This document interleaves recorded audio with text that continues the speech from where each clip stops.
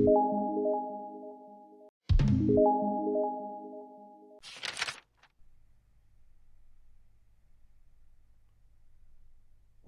প্রকাশ নিবেদিত চিরকালের সেরা বাংলা গল্পে স্বাগতম। আমাদের আজকের গল্পের নাম দিনে দুপুরে ভূত।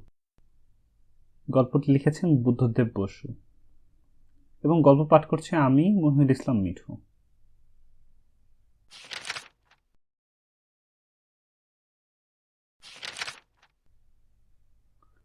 হাজরা রোডের মোড়ে ট্রামের জন্য দাঁড়িয়ে আছি। বেলা দুপুর। বালিগঞ্জের ট্রাম আর আসে না। এদিকে ভাদ্র মাসের রোদ্দুর পিঠে চুরচুর করে ফুটছে আলপিনের মতো। ওই এতক্ষণে কালীঘাটের পুল থেকে আস্তে আস্তে নামতে দেখা যাচ্ছে শ্রীযুক্ত ট্রামকে। এমন সময় রাস্তা পার হয়ে ছোট একটি মেয়ে আমার কাছে এসে দাঁড়ালো, বলল, আপনি কি ডাক্তার? ভাবতেই পারিনি মেয়েটা আমাকে কিছু বলছে, তাই কথাটা শুনেও গ্রাহ্য করলাম না। কিন্তু পর মুহূর্তে মেয়েটি সোজা আমারই মুখের দিকে তাকিয়ে বললে, দেখুন আপনি কি ডাক্তার? খুব অবাক হলাম, একটু যেন খুশিও। কি করে বুঝলে? ওই যে আপনার পকেটে বুক দেখার যন্ত্র। দেখুন আমার মার বড় অসুখ, আপনি কি একবার একটু দেখে যাবেন? মেয়েটি এমনভাবে কথাটা বলল যেন এটা মোটেও অদ্ভুত কি অসাধারণ কিছু নয়। আমি তো কি বলবো ভেবে পাচ্ছি না। এদিকে ট্রাম এসে গেছে, একটা ট্রাম ফসকালে এই দারুণ রোদ্দুরে আবার হয়তো 15 মিনিটের ধাক্কা। মেয়েটি ভাঙা গলায় কাতরভাবে বলল, চলুন না, যাবেন? ওসব কথায় কান না দিয়ে ট্রামে উঠে পড়া বুদ্ধিমানের কাজ হতো সন্দেহ নেই, কিন্তু কেমন দোটানায় পড়ে গিয়ে পা বাড়াতেই পারলুম না। ট্রামটা মোড় ঘুরে আমার চোখের উপর দিয়ে ঘটর ঘটর করতে করতে বেরিয়ে গেল। যাবেন তো? তোমার বাড়ি কোথায়? চেতলায়, এই কাছেই। কি হয়েছে তোমার মার? কি হয়েছে জানি না তো, বড় অসুখ। কতদিন অসুখ? অনেক দিন। ডাক্তারবাবু আপনি যাবেন তো? মেয়েটির ম্লান মুখের দিকে তাকিয়ে আমার কেমন মায়া হলো। ভাবলুম যাই না, একবার দেখে আসি ব্যাপারটা। বললুম, চলো। ডাক্তারবাবু আপনাকে আমি তো টাকা দিতে পারবো না। মেয়েটি আরো কি বলতে গিয়ে ঢোক গিলে থেমে গেল। আচ্ছা আচ্ছা, সেজন্য ভেবো না, আমি তাড়াতাড়ি বললুম।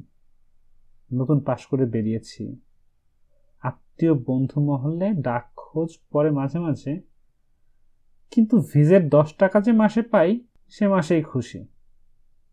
এই তো এক বন্ধুর ছেলেই নিয়ম করে বুকে জ্বর হয়েছে, ট্রামের পয়সা খরচ করে তার প্রেসক্রিপশন লিখে দিয়ে এতক্ষণ আড্ডা মেরে বাড়ি ফিরলুম। তবু এই মেয়েটি যা হোক টাকার কথাটা মুখে আনলো। হেঁটে রওনা হলাম মেয়েটির সঙ্গে কালীঘাট পুলের দিকে। জিজ্ঞেস করলুম, তোমার মাকে আর কোনো ডাক্তার দেখাওনি? ডাক্তার? না। বলেন, ডাক্তার দিয়ে কি হবে, আমি এমনিই ভালো হব, টাকা পাবো কোথায়? তুমি কি আজ ডাক্তার খুঁজতে বেরিয়েছিলে? আর কেউ নেই তোমার বাড়িতে? না, কে আর থাকবে, এক দাদা ছিল আমার, সে তো চটকলে কাজ করতে গিয়ে রেলেই কাটা পড়লো, সেই থেকে আমি আর মা। বেশ তো ছিলুম আমরা, এর মধ্যে মার অসুখ করলো কেমন? ডাক্তারবাবু মা কতদিনে ভালো হবেন? আমি ডাক্তারি ধরনে হেসে বললুম, সে এখন কি করে বলি। ডাক্তারবাবু আজ সকাল থেকে মা কেমন যেন হয়ে আছেন, একবারও চোখ মেলে তাকান না। দেখুন বাড়ি থেকে আমি বেরিয়ে ছুটতে ছুটতে এতদূর এসেছি, যদি কোনো ডাক্তার খুঁজে পাই, যদি আমার উপর কোনো ডাক্তার দয়া করেন। ওই তো সব ওষুধের দোকান, ভেতরে পাত্তুন পড়া ডাক্তার বসে, আমার সাহস হয় না ভেতরে ঢুকতে। রাস্তায় এদিক ওদিক কেবলই ঘুরছি, এমন সময় আপনাকে দেখে মনে হলো আপনি দয়া করবেন। মা সেরে উঠলে আপনি একদিন এসে খাবেন আমাদের বাড়ি, কি চমৎকার লাউয়ের পাতা দিয়ে মটর ডাল রান্না করেন মা। ছি ছি, এটা কি বললুম, আপনারা কেন গরিবের বাড়িতে খেতে আসবেন? ডাক্তারবাবু আপনার দয়া আমি কোনোদিন ভুলব না। ডাক্তারবাবু আপনার হাঁটতে কষ্ট হচ্ছে? কিছু না, চলো। মুখে বললুম বটে, কিন্তু কালীঘাট পুল পর্যন্ত আস্তে আস্তে মনে হতে লাগলো এই মহৎ কাজের ভারটা না নিলেই পারতুম। এমন কত গরিব দুঃখী আছে বিনা চিকিৎসায় ধুকতে ধুকতে না খেয়ে মরছে। তাদের সবার উপকার করতে গেলে তো নিজেরই।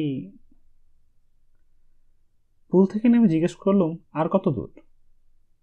আমার প্রশ্নে মেয়েটি ব্যাকুল হয়ে বলল, এই তো আর একটু। আমার পয়সা নেই। তাহলে নিশ্চয় আপনাকে গাড়ি করে নিতুম।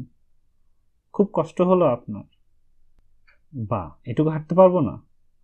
অনেক গলি ঘুচি পেরিয়ে শেষ পর্যন্ত এসে পৌঁছল। কলকাতার এ অঞ্চলে আর কোনোদিন আসিনি।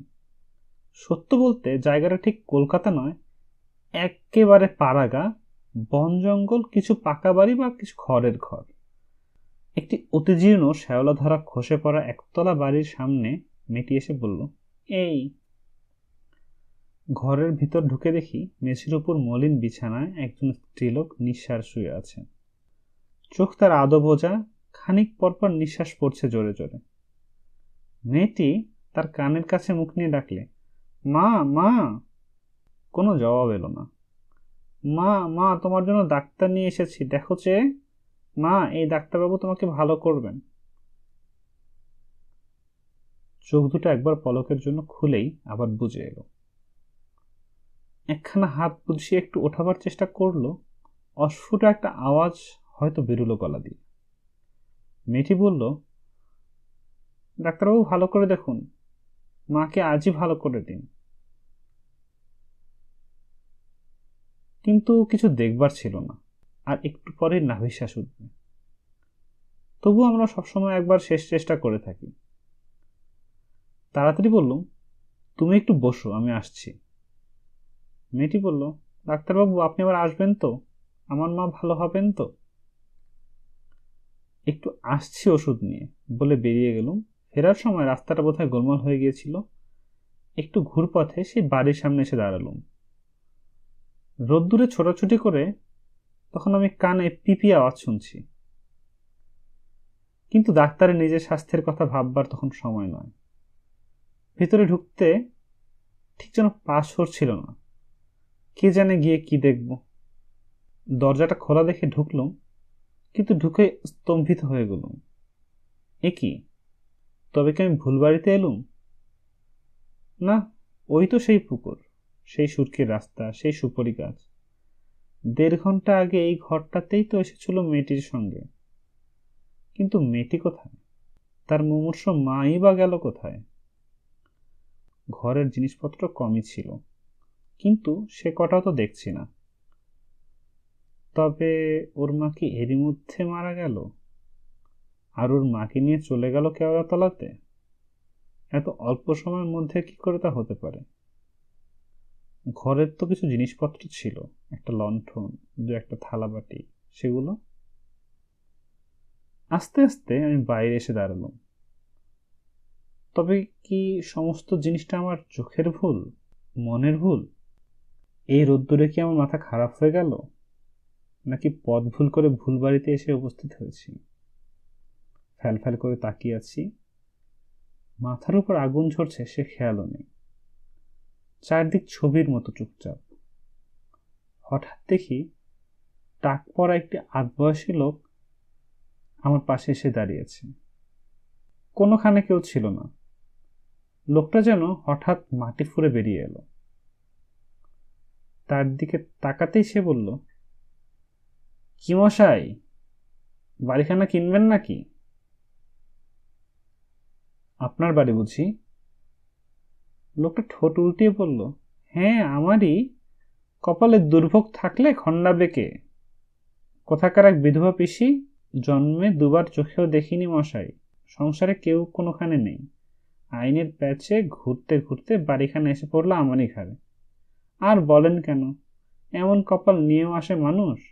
পিসে ঠেসলেন 30 বছরে, 20 বছরের ছেলেটা রেলে কাটা পড়ল। পিসি তখন স্বর্গে গেলেন। ভাবলুম ভালোই হলো একটি মেয়ে ছিল।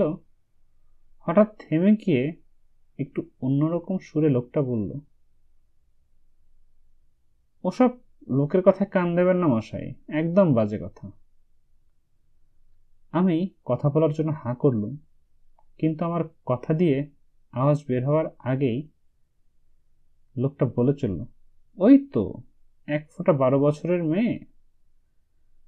তা মাটা যেদিন অক্কা পেল, পরের দিনই দিব্যি কড়িকাঠ থেকে ঝুলে পড়ল। একখানা শাড়ি ছিল পরনে, সেটা দিয়ে কর্ম সারল। কি ডেপোমে মশাই! থাকলে আমরা একটা বিয়ে টিয়ে দিতুম, বাড়িখানা ছিল 3 পুরুষের, একরকম চলে যেত। তা লোকে যা বলে সব বাজে কথা মশাই। ভূত না হাতি? আপনি তো এডুকেটেড লোক, আপনি বলুন, ওসব কথায় কি কান দিতে আছে? নিতে চান তো খুব সস্তায় ছাড়তে রাজি আছি, সব শুদ্ধ 500 টাকা। আচ্ছা, হরেদের 400ই দেবেন যান, জলের দরে পাচ্ছেন, জমিটুকু তো রইল, আপনি ইচ্ছে মতো বাড়ি তৈরি করে নেবেন। আমি ক্ষীণস্বরে জিজ্ঞেস করলুম, কতদিনের কথা এটা? কোনটা? এই পিসির? তা 2 বছর হবে। পিসির জন্য ভাবনা ছিল না মশাই, মেয়েটার জন্য বাড়িটার এমন বদনাম হয়েছে যে 5 টাকাতেও কেউ ভাড়া নেয় না। এদিকে ট্যাক্সও তো গুনতে হচ্ছে আমাকেই। কি বিপদে যে পড়েছি, গিলতেও পারি নে, উগরাতেও পারি নে। আমি গরিব মানুষ, আমার উপরে জুলুম কেন? থাকি কাঁচরাপাড়ায়, রোজ এসে তবদির করবো, তার উপায় নেই। আপনি নিন না বাড়িটা কিনে। আচ্ছা, কি দেবেন আপনি বলুন। আরে বলুন না। সমাপ্ত।